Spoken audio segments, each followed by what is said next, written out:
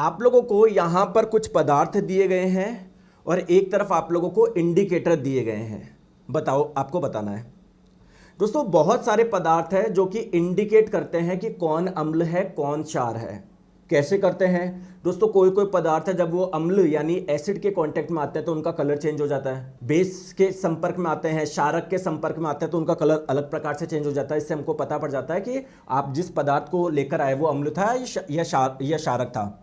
Similarly दोस्तों, जो प्याज होते हैं ना और जो लौंग होते हैं, इनकी गंध ही चेंज हो जाती है। कब कोई क्षारीय माध्यम का पदार्थ लेकर आओगे तो उसकी गंध ही चेंज हो जाती है।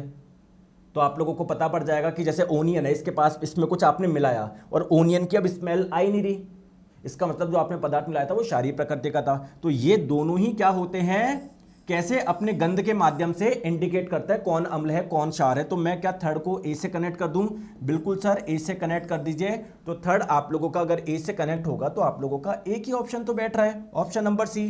बाकी आप लोगों को मैं मिला दूं, क्या रेड कैबेज दोस्तों, क्या लाल पत्ता गोभी के जो पत्ते होते हैं क्या वो भी एक अम्ल क्षार सूचक की तरह काम करते हैं क्या? हाँ दोस्तों, इनका रंग परिवर्तन हो जाता है अम्ल और क्षार की उपस्थिति में। आगे बात समझ में? तो ये आप लोगों ने क्या लेबोरेटरी में बनाया क्या? नहीं, तो नेचुरली मिलता है। तो ये एक एसिड बेस इंडिकेटर है। लेकिन क्या ये आपका नेचुरल है? ये कैसा है? तो ये नेचुरल है। तो वन आप लोगों का सी से कनेक्ट हो जाएगा।